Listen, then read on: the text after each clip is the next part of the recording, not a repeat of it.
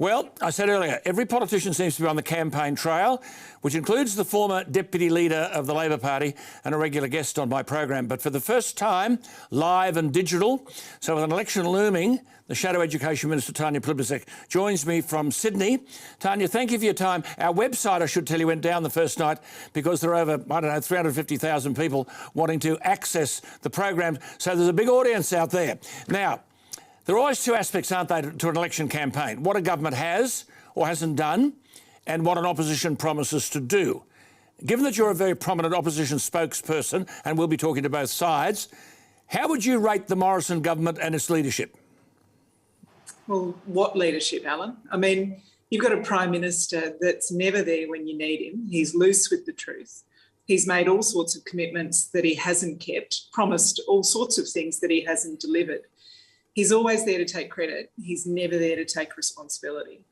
You were in government talking about responsibility during the global financial crisis, and Labor was smashed for its profligacy. People still recall pink bats, cash for clunkers, and the debt ceiling being raised.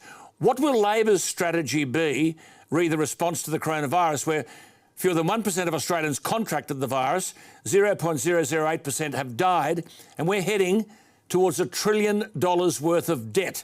Do you build on that debt or do you attempt to retire it? Well, we absolutely have to responsibly pay down that debt over time, Alan. But don't forget, this government had already doubled debt and doubled the deficit before coronavirus hit, long before coronavirus had hit. And then on top of the fact they'd already doubled the debt and doubled the deficit, they got rid of the debt ceiling. They did a deal with the Greens to get rid of the debt ceiling.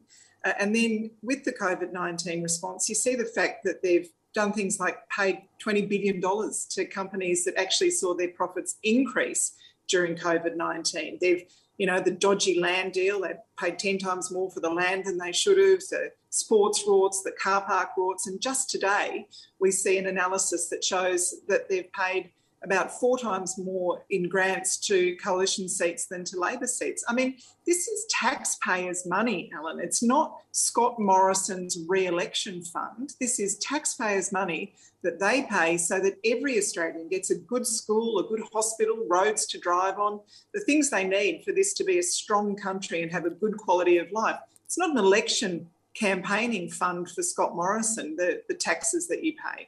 We'll come back to, Labor will always be more responsible with spending taxpayers' money. We'll come back to retiring the debt. Am I right in arguing that you will lift the maximum childcare subsidy rate to 90%, and that'll be for every family earning less than $530,000? Now, does that mean that 90% of childcare costs will be rebated, or does this rebate scale down as the income goes up?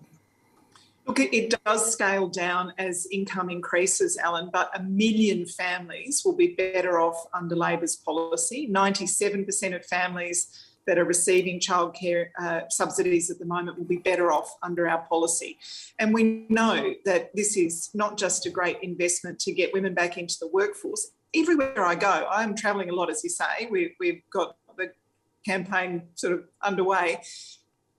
I travel to regional communities, Alan, they tell me they are desperate for skilled staff. They can't find the skilled staff they need. We want those mothers back in the workforce, not saying, I can't do day 4 or day 5 this week because my childcare subsidy runs out. So it's good for mums, and we also know that it's good for children to get that before school education that helps them be school ready when they actually start kindergarten. But Tanya, isn't it a reality though that when the rebates increase, childcare costs go up? Now, yes. How do you stop that? Very careful. No, you're quite right, Alan, to identify this as a problem. Any subsidy that you put into a system can sometimes just be a straight subsidy to the person providing the good or service. You have to be very careful. And that's why we would ask the Productivity Commission to look at the whole childcare subsidy system, to design a strong system that sees any extra money that government's putting in going into the pockets of parents and making sure that childcare is good quality and more affordable, not just subsidising the profits of private childcare providers. But to be credible, shouldn't this program be fully costed before an election? I mean, it is. Yeah, it is. I read your policy and it wasn't costed. The Parliamentary Budget Office has costed this policy. It comes in at about $6.2 billion over the forward estimates. The Parliamentary Budget Office is independent. It's doing the work, for us that would do the same work if it was the Liberals in opposition, and they work it out with all of the information from the government departments. So these are the most credible, most robust costings that we can provide. I've spoken to you before, and we both are passionate about this, about the inevitable consequences on children, of children being kept out of education during the pandemic. Didn't the government set aside, because I get parents writing to me about this, set aside $25 million to help children? Has that money been spent? Where is that money as I speak to you today? I think it's sitting in a Treasury vault somewhere, Alan. I don't think any of that has made it into classrooms yet. It is so disappointing because we know that kids, particularly in Victoria and New South Wales, have really missed out. They've really suffered. But where will 25 million go? Where will 25 million? Where will that go? Well, it's not much money, is it? No. When you think of the need that kids have, the social and emotional well-being as much as anything else. I mean, a lot of them have fallen behind in their learning, but they've also missed out on so much. We've talked about what they've missed out on with their mates, school camps and excursions and school formals, and just playing sport in the playground or playing around before and after school. They need to re-establish those relationships and what it's like to be a kid. And it's such a shame that the government, first of all, committed this puny amount of money and hasn't even managed to spend that. Let's come back to this. You've spent more years in the federal parliament, 23 years, than any other female MP. The bulk of those years have been in opposition. Why have the public consistently rejected Labor? So you're really rubbing it in tonight, aren't you, Alan? No, you're very young.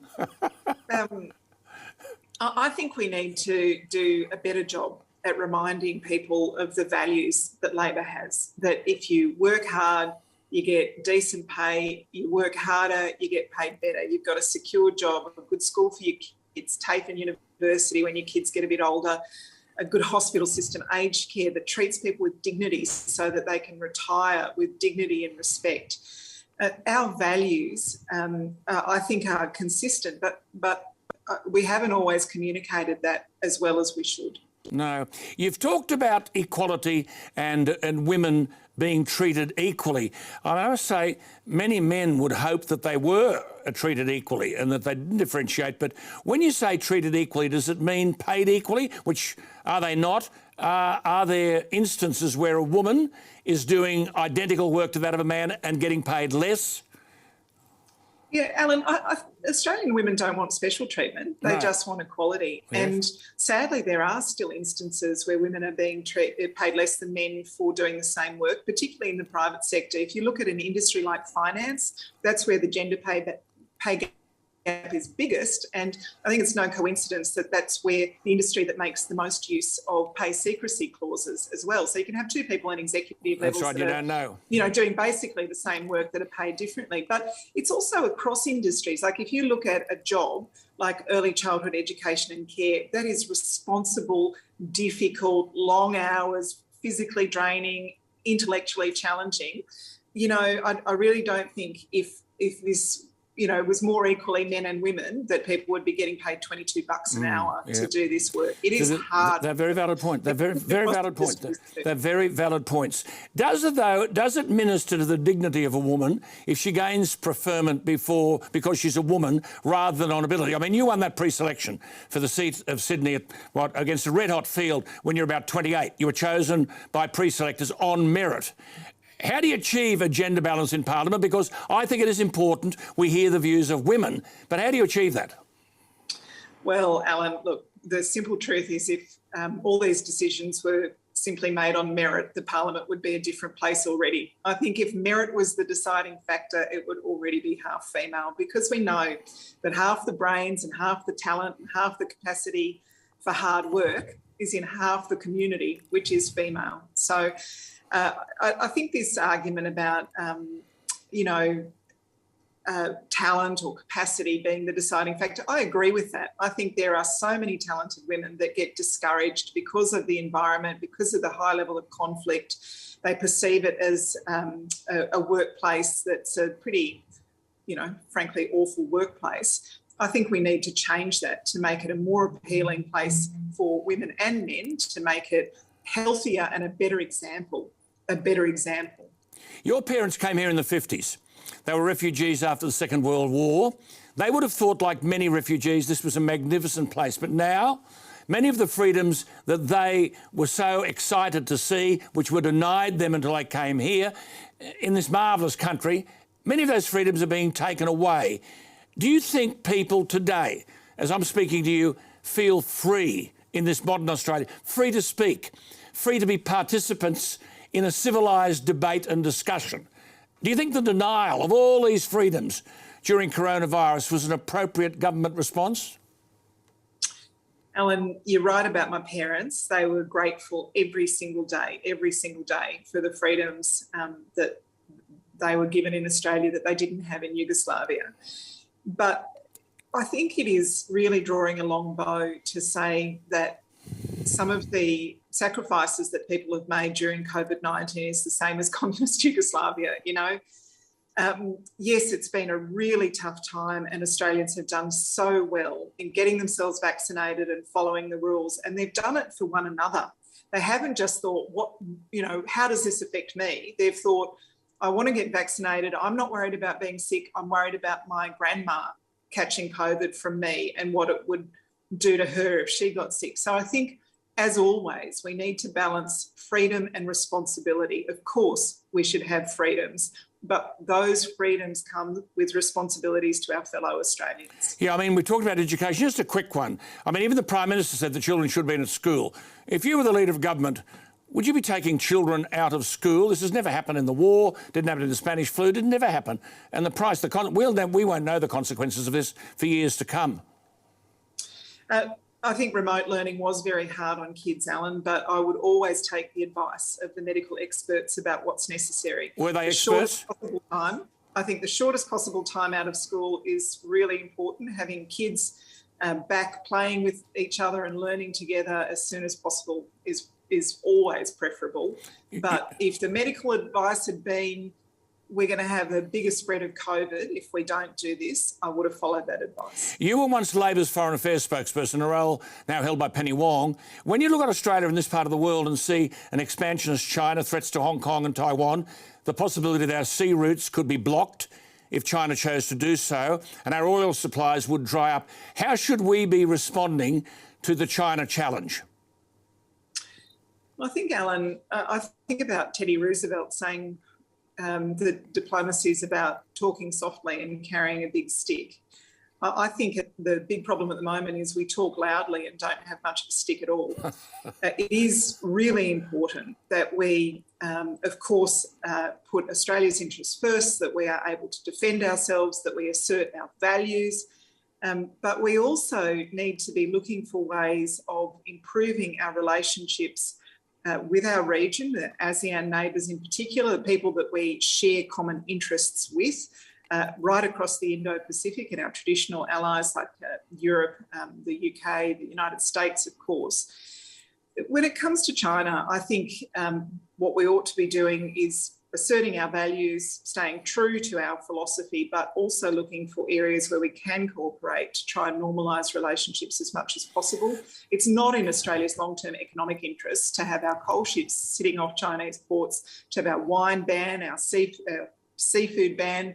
We do need to re-establish connections here. Just finally, because we'll be able to talk about this in more detail during the course of the campaign, you're the Shadow Education Minister. We've touched on that, but only today we learn, according to new data from tests for the National Assessment Program, Literacy and Numeracy, that 1 in 5 teenage boys is semi-literate in high school, that boys are twice as likely as girls to struggle with reading and writing at the age of 15, that 1 in 10 girls and 1 in 5 boys had failed to reach the minimum standard for writing after 9 years of education, and that in writing 21% of boys and 10% of girls fell below the national standard, meaning they couldn't punctuate sentences, spell simple and common words, or write a story in paragraphs.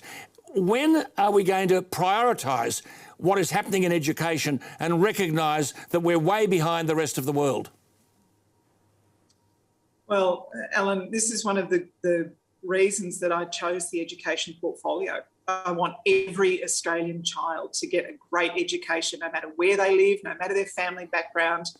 And we're just not doing that. When Labor was last in government, we set aside extra funding for schools, but we also insisted that every school had a plan for school improvement. We set targets. We were prepared to be held accountable.